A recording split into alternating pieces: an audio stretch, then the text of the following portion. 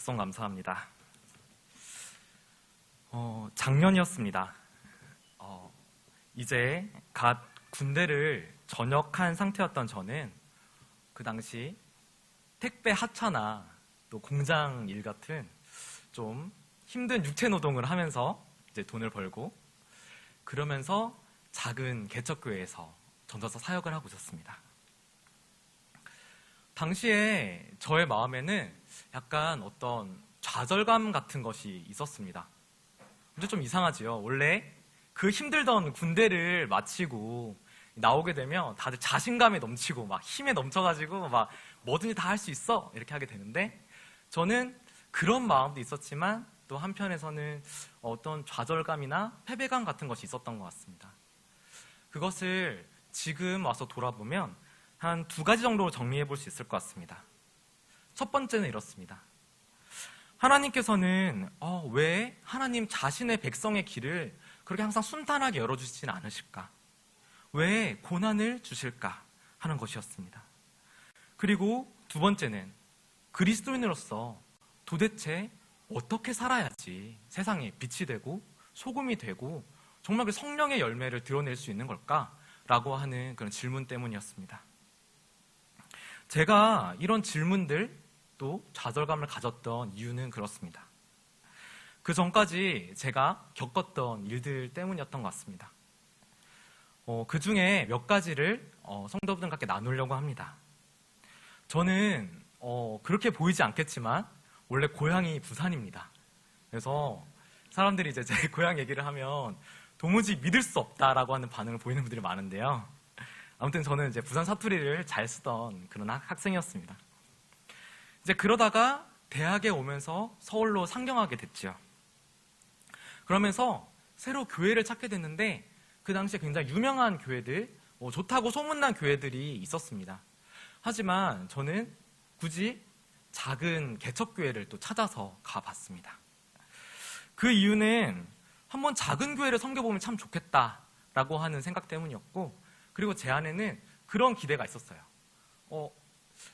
작은 교회지만 되게 화목하고 가족 같고 서로 너무 그렇게 좋은 그런 교회를 섬겨보면 참 좋겠다, 이런 마음이 있었던 것 같습니다. 그런데 막상 겪게 된 교회는 제 마음과 같지 않더라고요. 그래서 저는 서울은 눈 감으면 코 베어 간다더니 교회도 이렇게 힘드나 좀 그런 생각이 들기도 했습니다. 그래서 제가 교회를 좀 떠나보고 싶어서 기도하고, 그렇게 하면 하나님께서는 교회를 지키라는 그런 마음에 감동을 주시는 거예요. 그래서 하나님께서 그래도 뭔가 하실 일이 있으신가 보다 생각하면서 좀 견디고 참고 있었는데, 그래도 그 시간이 물론 이렇게 짧다 생각할 수 있겠지만 제 인생엔 길었습니다. 5년을 기다렸습니다. 5년. 하지만 교회의 그런 문제들과 어려움들은 계속 커져만 갔습니다.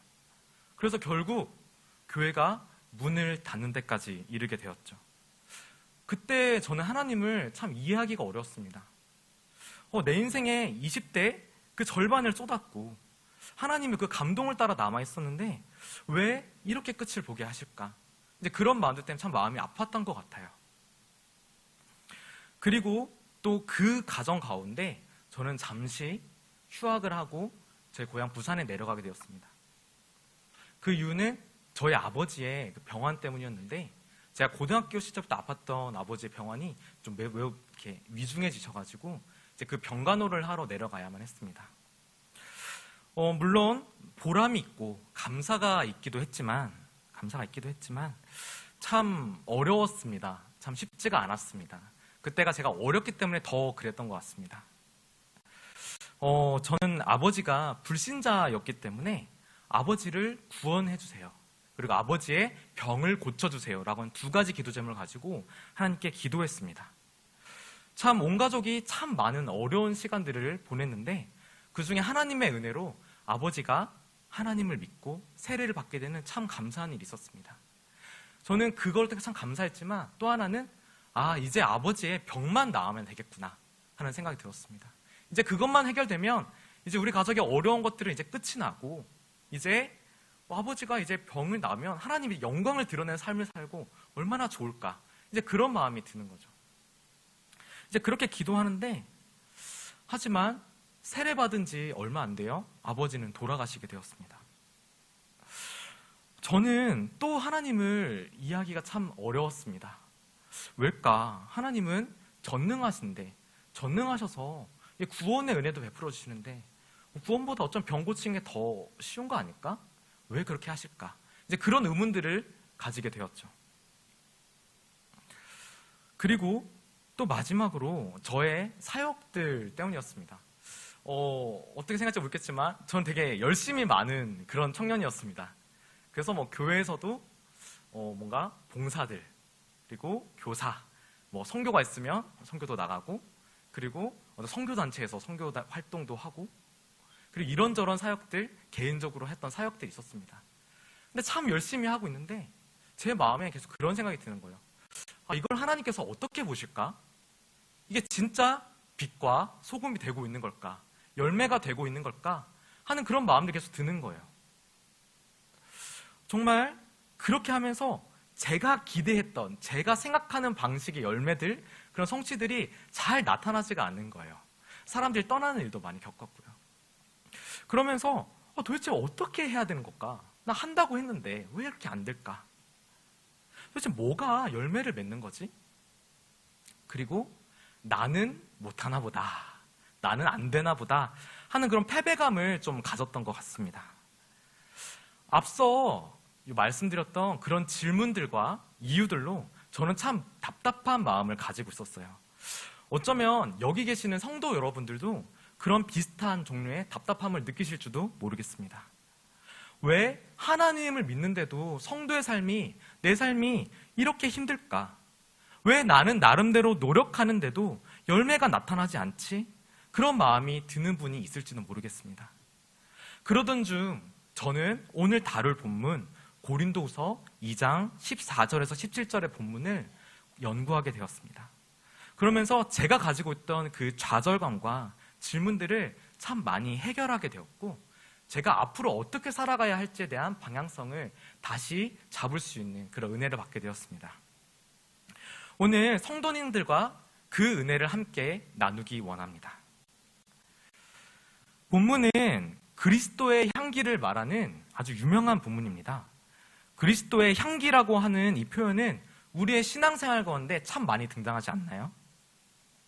그리고 우리가 찬송으로도 너는 그리스도의 향기라, 너는 그리스도의 편지라 하는 찬양을 많이 부르죠. 이 본문이 그렇게 유명한 이유는 제 생각에는 우리 성도분들이 그리스도의 향기가 되기를 참 사모하는 마음을 가지고 있기 때문이라고 생각합니다. 가정에서나 일터, 그리고 사회생활에서 만나는 모든 사람들이 우리 성도 여러분들을 통하여서 그리스도의 향기를 맡고 하나님을 만나게 된다면 얼마나 좋겠습니까? 그리고 한 주간 세상에서 정말 고된 삶을 살아가다가 주일에 교회에 모여 목장 원들끼리 함께 모여서 대화할 때, 서로의 삶을 나눌 때 서로에게서 그리스도의 향기를 맡을 수 있다면 그 또한 얼마나 감사하겠습니까?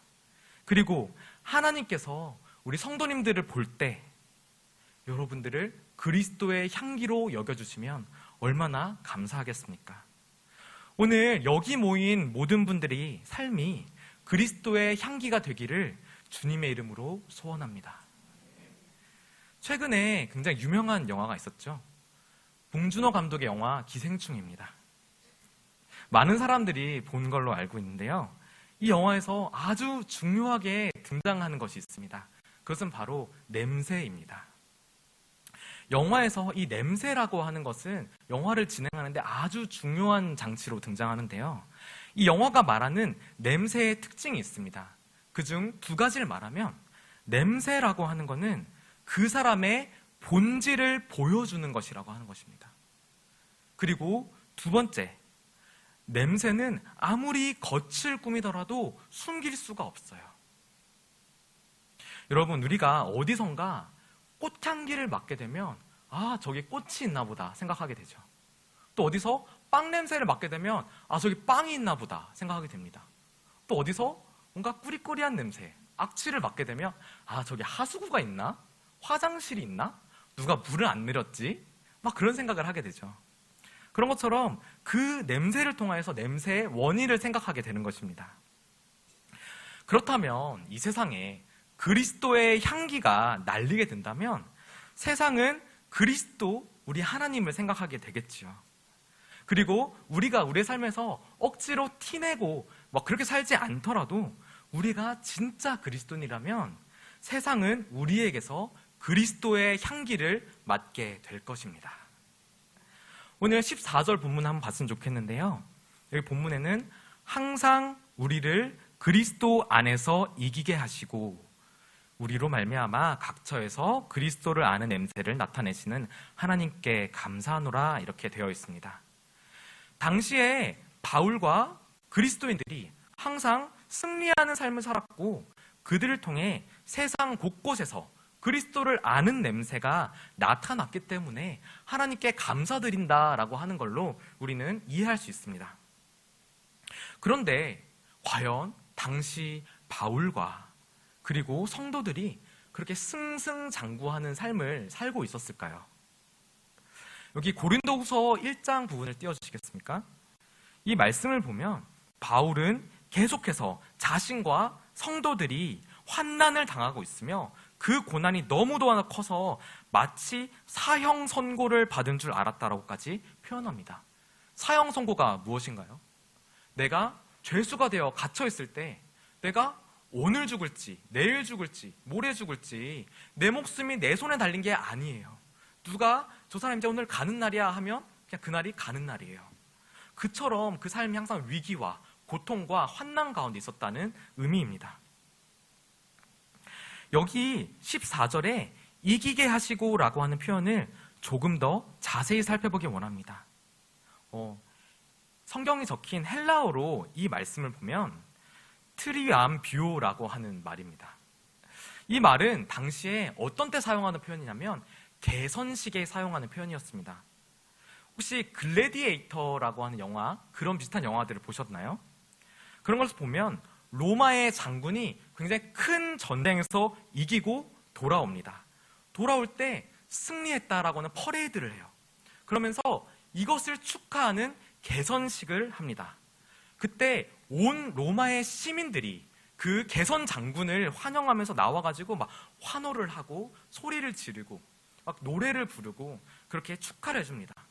그러면 그 후에 큰 승리를 거둔 개선 장군이 로마의 황제에게 나아가서 내가 승리했습니다 했을 때 황제는 그 승리에서 치하를 해줍니다. 이럴 때 사용하는 표현이 여기서 이기게 하시고 라고 하는 표현입니다.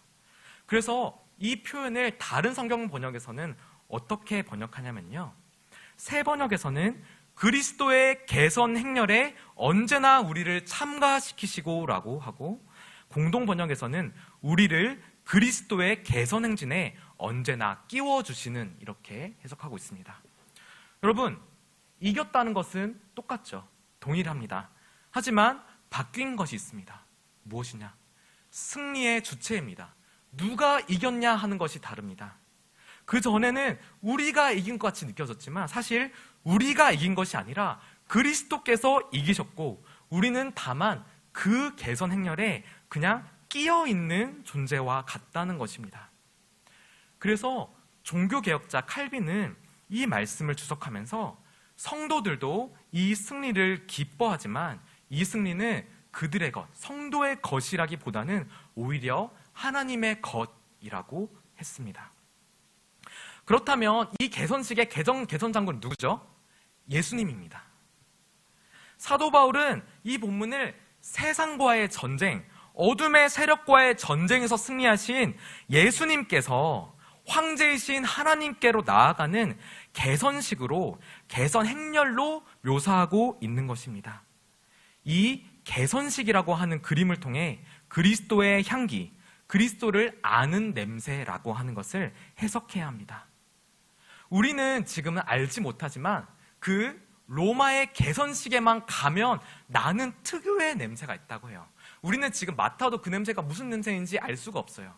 하지만 그 당시 사도 바울과 고린도 교회 성도들은 그 냄새를 맡는 순간에 이 냄새의 의미를 알 수 있었다고 합니다.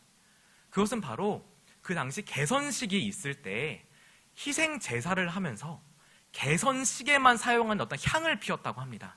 그래서 그 당시에 그 냄새가 로마 주변에 퍼지게 되면 그 개선식, 개선했다는 거, 승리했다는 걸 알지 못하는 사람들도 그 냄새만 맡으면 와, 우리 로마가 승리했구나, 우리의 장수가 승리했구나 라고 하는 것을 알게 되었다고 합니다. 그래서 이 당시에 이 개선식의 이 냄새는 코로 전해지는 승전보와 같은 역할을 했습니다. 그래서 16절에 16절 한번 보여주시면 이 사람에게는 사망으로부터 사망에 이르는 냄새요, 저 사람에게는 생명으로부터 생명에 이르는 냄새라 라고 합니다. 이게 무슨 말입니까? 어떤 사람한테는 좋은 냄새고 어떤 사람한테는 나쁜 냄새라는 것입니다. 우리가 보통 좋은 냄새는 누구에게나 좋은 냄새고 나쁜 냄새는 누구에게나 나쁜 냄새인데 왜 누구에게만 좋은 냄새겠어요? 이 냄새의 특징 때문에 그렇습니다. 이 냄새는 로마의 편, 로마의 아군이었던 사람들에게는 우리가 승리했구나, 우리는 생명을 가졌구나 하는 승리와 생명의 냄새였지만 로마에게 대적했던 적들에게는 패배와 사망의 냄새가 되었던 것입니다. 그래서 누군가에게는 좋은 냄새로, 누군가에게는 사망의 냄새로 전해졌던 것이 이 냄새였습니다. 이것을 15절에서는 이렇게 표현합니다. 우리는 구원받는 자들에게나 망하는 자들에게나 하나님 앞에서 그리스도의 향기니라고 합니다. 하나님의 나라의 편 첫 번째, 구원받는 자들, 하나님의 나라를 대적했던 두 번째, 망하는 자들, 그리고 세 번째, 하나님께서 이 냄새, 이 향기를 맡으신다라고 하는 것입니다. 바로 우리가, 다름이 아닌 우리가 예수님이 세상을 대적해서 승리했다라고 하는 것을 전하는 승전보가 된다라고 하는 것이 오늘의 말씀인 것입니다. 우리의 존재만으로 성도들이 그리스도의 향기를 맡게 됩니다. 그리고 위로를 얻습니다. 우리의 존재만으로 하나님을 떠나 사는 사람들이 하나님이 살아계시는가 하는 것을 느낍니다. 그리고 하나님께 돌아오게 됩니다. 그리고 하나님께서 우리를 보고 너는 그리스도의 향기야 라고 말씀하십니다. 우리가 그러한 향기라면 얼마나 좋겠습니까? 우리의 교회가 그런 교회라면 얼마나 행복하겠습니까? 그런데 이 그리스도의 향기란 도대체 어떤 냄새일까요? 화장품 가게에서 향수를 파는 것처럼 교회에다가 병에 그리스도의 향기 이렇게 적어가지고 진열해 놓고 팔아야 할까요? 그건 아니지 않습니까? 이것은 바로 코로 맡는 향기가 아니라 삶으로 맡는 향기를 의미합니다. 16절에는 바울이 말하기를 누가 이 일을 감당하리요 라고 말합니다. 그리스도의 향기로 살아가는 삶이 사도 바울에게도 결코 쉽지 않았기 때문에 감당하기 어렵다라고 하는 것입니다. 그리스도의 향기라고 하면 무엇이 떠오르시나요? 교회에 잘 나가는 것, 성경 지식을 잘 아는 것, 선한 일을 많이 하는 것, 여러 가지 것들이 떠오를 것 같습니다. 한번 생각해 보기 원합니다. 우리 주변에 얼마나 많은 교회들이 있습니까? 얼마나 많은 신학교와 또 좋은 신앙 서적들이 있습니까? 그리고 얼마나 많은 선한 일들을 우리가 하고 있습니까? 물론 이것들은 그리스도의 향기를 나타내는 데 있어서 정말 필요한 것들입니다. 하지만 교회가 많다고 해서, 책들이 많다고 해서, 많은 봉사를 한다고 해서 정말 그리스도의 향기가 그대로 많이 나게 되는 걸까요? 만약 그랬다면 우리나라는 벌써 그리스도의 향기로 가득가득 찼을 것입니다. 정치, 경제, 사회, 문화 모든 영역이 하나님의 선한 것으로 가득 찼을 것입니다. 하지만 그렇지 않지요. 그리스도의 향기는 단지 수가 많다고, 돈이 많다고 나는 것이 아니기 때문입니다. 하나님 나라의 열매는 성공과 성취에 있지 않습니다. 바울이 살던 시기에도 마찬가지였습니다. 예수님께 직접 배웠던 사람들, 예수님의 제자들과 사도들이 활동하던 시기였어요. 하지만 교회에는 온갖 분란과 그런 아픔들이 가득했습니다. 예수님의 십자가의 가르침은 어느새 잊어버리고 자기의 욕망을 따라 사는 사람들이 너무나도 넘쳐났습니다. 그것을 17절에서 하나님의 말씀을 혼잡하게 한다라고 표현합니다. 이 혼잡하게 한다는 표현은 장사꾼을 뜻하는 말에서 유래했습니다. 하나님의 말씀을 자기의 유익을 위해서 이용했다는 뜻이에요. 당시에 수많은 사람들이 하나님을 믿는다라고 하면서 자기의 이익을 위해서 복음을 이용했습니다. 예수님은 십자가를 지고 나를 따르라고 했는데 그들은 십자가를 팔아서 자기의 욕심을 채웠습니다. 아마 이것이 고린도 교회의 문제일 뿐만 아니라 오늘날의 한국 교회가 해결해야 할 문제일 것 같습니다. 하지만 여기 17절을 보면 우리는 수많은 사람들처럼 하나님의 말씀을 혼잡하게 하지 아니하고 곧 순전함으로 하나님께 받은 것 같이 하나님 앞에서와 그리스도 앞에서 말하노라. 바울은 그런 자들, 혼잡하게 하는 자들과 다르게 순전하게 하나님의 말씀을 전했다고 합니다. 그리스도의 향기를 진정으로 바르게 드러냈다라는 것입니다. 바울은 어떻게 그리스도의 향기를 나타냈을까요? 아까 말했던 것처럼 14절의 말씀은 우리가 그리스도의 개선 행렬에 끼어 있다라고 하는 의미였습니다.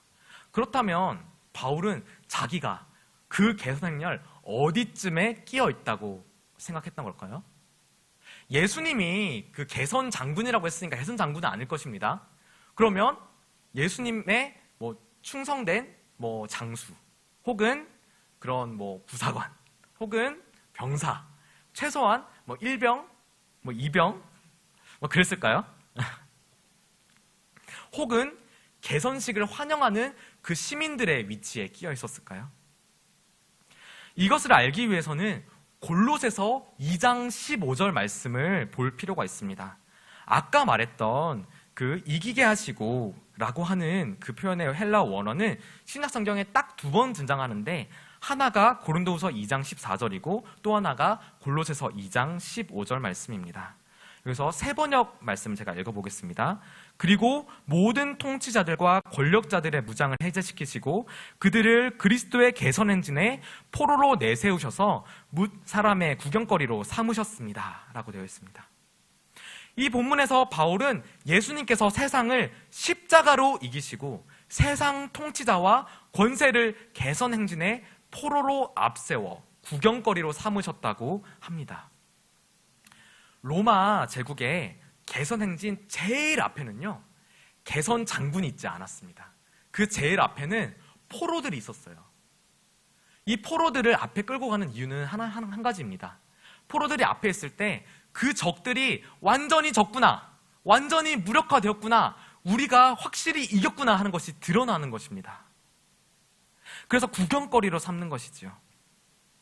그런데 바울은 다름이 아니라 바로 사도인 바울 자신이 그 포로로 그리스도의 개선 행렬에 끼어 있었다라고 말하고 있는 것입니다. 그는 충분히 나는 장수야, 나는 병사야 라고 말할 수 있을 법하지만 나는 포로야 라고 말하고 있습니다. 그렇습니다. 바울은 예수님을 대적하는 자였습니다. 제자들을 핍박하던 그리스도의 나라의 적이었습니다. 하지만 바울은 다메섹 동산에서 예수님을 만났습니다. 그 후 그리스도의 복음을 전하는 사도가 되었습니다. 그래서 자신을 종으로 소개한 구절들이 참 많습니다. 바울은 이전의 삶에서 떠났습니다. 복음을 떠나서 자신의 삶을 바쳤고 세상 가운데서 온갖 수치와 환난을 당했습니다. 그래서 그는 자기가 마치 사형 선고를 당한 것 같다라고 이야기했습니다. 이런 관점에서 오늘의 본문을 다시 보게 될 때 그리스도 향기가 진짜 무슨 냄새인가라고 하는 것이 분명해집니다. 그리스도 향기는 바로 예수님께 완전히 패배한 사람에게서 나는 냄새입니다. 온 세상에 예수님이 십자가로 세상을 이기셨다라고 하는 소식을 알리는 승전보입니다. 이것은 단순히 교회 출석을 잘한다고, 지식이 많다고, 선한 일을 많이 한다고 나타나는 것이 아닙니다. 세상에서 승승장구하던 그 사울이 아니라 그리스도를 위해 온갖 수치와 박해를 당하던 바울에게서 그리스도의 향기가 나타났습니다. 구약으로 돌아갔을 때 젊고 건강한 아브라함이 아니라 늙어서 자녀를 얻지 못한 아브라함을 통해 하나님께서는 자기를 드러내셨고요. 자기의 꾀로 사람들을 속이던 야곱이 아니라 형 에서를 만날 것이 무서워서 벌벌 떨던, 그래서 하나님만 붙들 수밖에 없었던 야곱에게 하나님은 복을 주셨습니다. 나의 힘으로 이스라엘을 구원하겠다라고 하던 젊은 모세가 아니라요, 나는 사람들 앞에서 제대로 말도 할 수 없어요 라고 하던 늙은 모세를 통해 하나님은 이스라엘 백성을 출애굽시키셨습니다. 선지자 예레미야는 사람들이 예언 때문에 박해하는 것이 괴로워서 다시는 여호와를 선포하지 않겠다라고 했지만, 하나님의 말씀 때문에 그 마음이 불붙고 답답해서 말씀을 전하지 않을 수가 없었습니다. 부활한 주님을 만난 베드로에게 예수님은 그가 젊어서는 스스로 띠띠고 원하는 곳으로 다녔지만 늙어서는 남이 그에게 띠띠우고 원하지 않는 곳으로 데려갈 것이다 라고 하셨습니다. 베드로는, 바울은 그렇게 복음을 전하다 순교했습니다. 그리고 우리 예수님께서도 겟세마네 동산에서 십자가를 앞두고 아버지께 이 잔을 지나가게 해주십시오 라고 기도하셨지만 아버지의 원대로 되게 하소서 하고 기도하시고 십자가에 순종하셨습니다. 앞서 이야기한 사람들은 모두가 예수님의 개선 행진의 포로였어요. 세상 앞에 마치 구경거리처럼 조롱당하면서 복음 때문에 박해당하면서 그렇게 나아갔던 사람들입니다. 아마 여기 길 가던 사람들이 지금 이 설교를 우연히 듣게 된다면 교회 다니는 사람들 참 이상하다 이렇게 생각할지도 모르겠습니다. 왜 자기를 포로 삼는다라고 하는 신을 믿는다고 이렇게 많은 사람들이 나와서 앉아있지? 참 이상해 이렇게 생각할 것도 같습니다. 우리의 포로됨은 세상에 대해서는 박해를 받는 것이고요, 예수님께 대해서는 복종하고 순종하고 항복하는 것입니다. 하지만 우리의 포로됨은 불행한 포로가 아니고요, 우리는 행복한 포로입니다. 방법과 결과가 다르기 때문입니다. 세상의 포로는 어떻죠? 폭력을 당해서 굴복하게 되지만 그리스도의 포로는 십자가를 통해서 그 사랑의 포로가 되는 것입니다. 세상의 포로는 결국 사람들의 구경거리가 되어서 죽게 됩니다. 하지만 하나님의 나라의 포로는 천국의 기쁨을 함께 누리고 상속받게 됩니다. 그래서 마태복음 5장 11절에서 12절 예수님께서는 박해받을 때 기뻐하고 즐거워하라고 하십니다. 왜냐하면 천국을 상속받게 되기 때문입니다.